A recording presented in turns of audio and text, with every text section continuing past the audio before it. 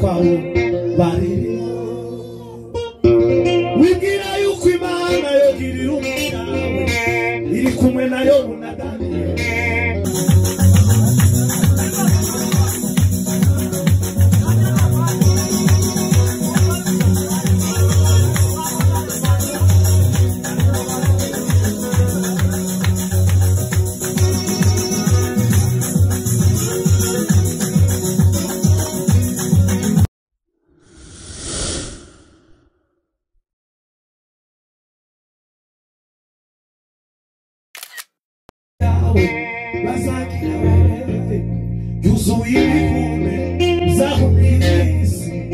wabazamuwe kubwo kwizera kwawe bariri wibwira yuko Imana yogirira umuryango iri kumwe nayo bunadani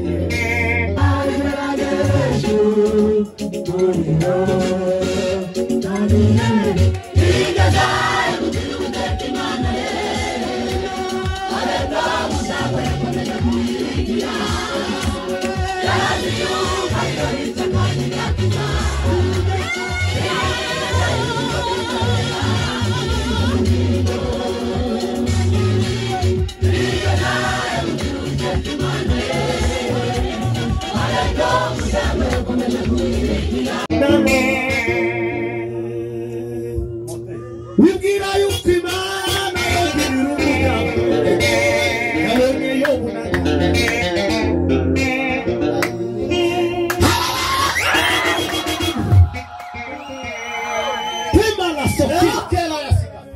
abo baricaranye n'amagufu barategereje kuko cyumweru hari umudiyakoni mu kanisa magufu yo umudiyakoni bakaza yazeri niko kazi kana kamagufuri bari ko yasohoka hanze akababwira ngo mucunge ku muyobozi w'igihugu ariko nitugera mu kanisa itafanya kazi Mungu ameniambia Katoliki seke ukagenda tangisha sadaka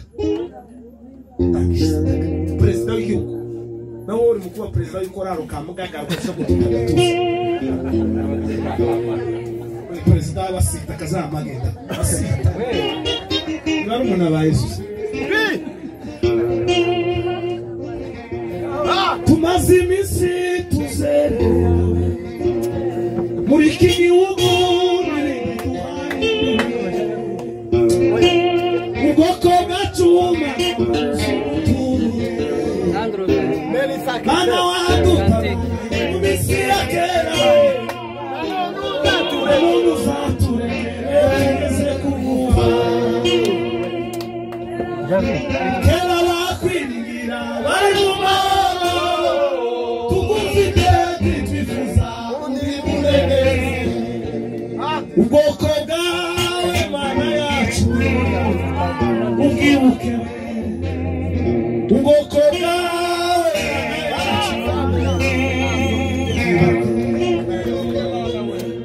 ubwoko bwawe Mana yacu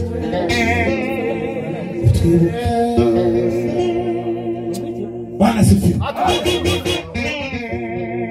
Timotheo wa kabiri gice cya kane umurongo wa 18 Paulo yandikira Timotheo aramubwira ngo wirinde Alexander umucuzi w'imiringa aramubwira ngo mwirinde ngo yangiriye inabi nyinshi Imana yo mu ijuru ngiso umwituribanye n'ivyo yankoreye Mashe vuga ko kajambo gusohoke bote Imana n'icyaha ubwoko bwawe Mana yacu ubwoko bwawe haleluya Paulo abwira Timotheo yaramandikiye ubundi rwandiko rwa kabiri rwa Timotheo niko rwandiko Paulo yanditse kwake Paulo yanditse inzandiko nyinshi yandikiye abakorinto inzandiko zimwe bibaza ibiri rwa mbere rwajanywe na Tito bararuca mu munyamahanga rwa kabiri abarekera baragwanga ngo rufite amategeko aguye bararuca abandikira izindi zibiri muzamubona umwe no rwa gatatu rundi no rwa kane rwa mbere no rwa kabiri zaraciye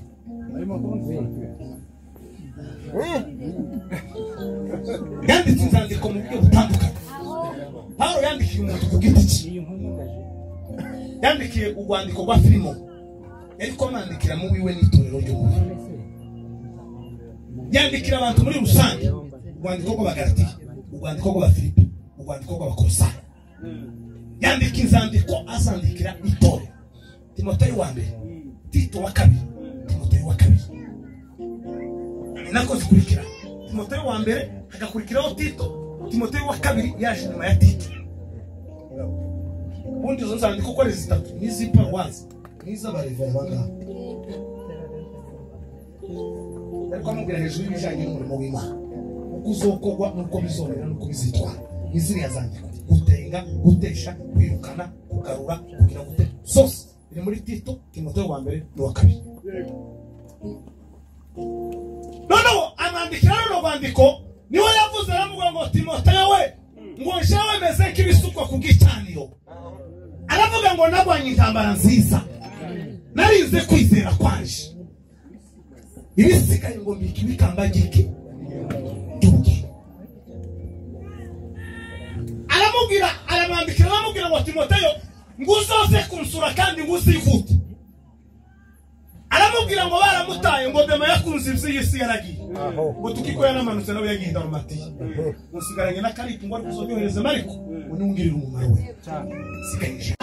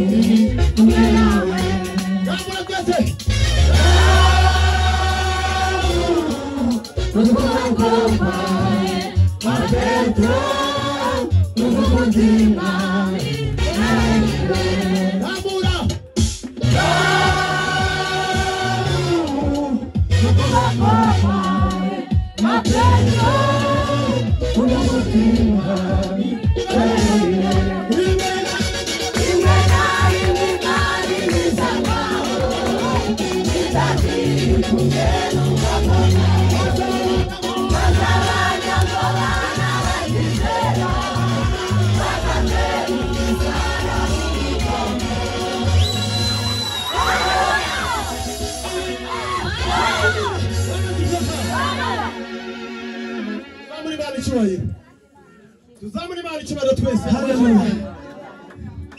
Nani baho umugisha. Bwana tufesa. Haleluya.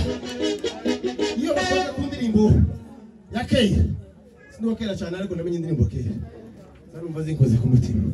Bwana sifiwe. Haleluya. Bore hari ndimbi zivuga iya mugi urayise Churanga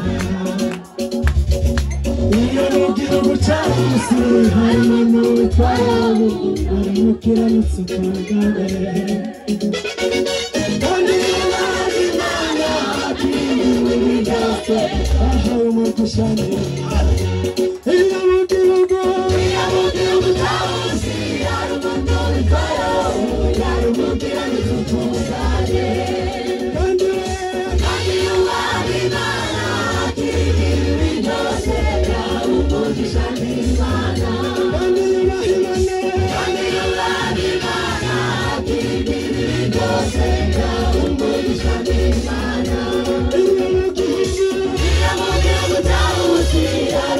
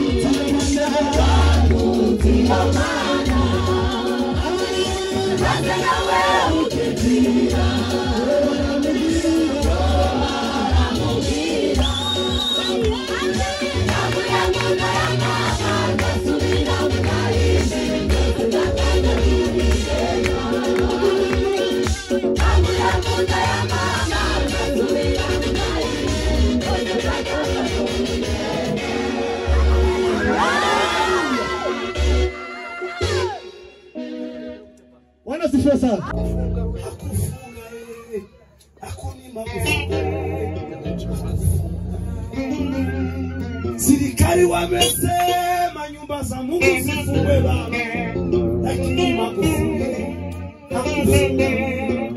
lakini Magufuli hakufunga. Kuremia 18, 17 mpaka wale wote wanaongoza, mpaka wa serikali wakasema nyumba za Mungu zifungwe, lakini Magufuli hakufunga. Lakini Magufuli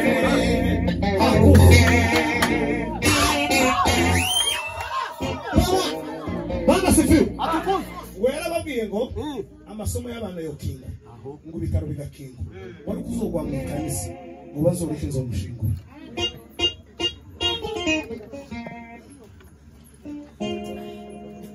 Ko yababwiye arababwira ngo aho gukinga ikanisa ibindi zose amasomo yokinga tukageza naho ibitaro tubikinga, ariko mukarekana none umuntu yacikana agacikanira he ikanisa. Abantu abayobozi bose ngo baremeza, viongozi wakasema zifungwe, hata serikali polisi n'abandi mu gihugu baricara baremeza ngo ibintu bikorwa, ngo ariko Magufuli warahaka isi irabyemeza iricara iremeza ngo amakanisa agire gute afungwe. Isi yose serikali iremeza ngo amakanisa afungwe, ngo ariko Magufuli arahaka. Arabandi bana abanyeshuri baririmbye indirimbo baravuga ngo tungejua kama uko karibu kwe, ngo tungepeana teacher.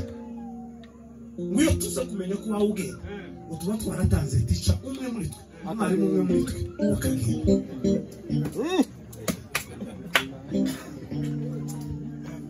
Iyo tumenyesha ko wawuge tuba twarihuje mu kigo, atwebwe abanyeshuri tugatora umwarimu mu gusimbura akagenda, lakini wewe Magufuli usiyende.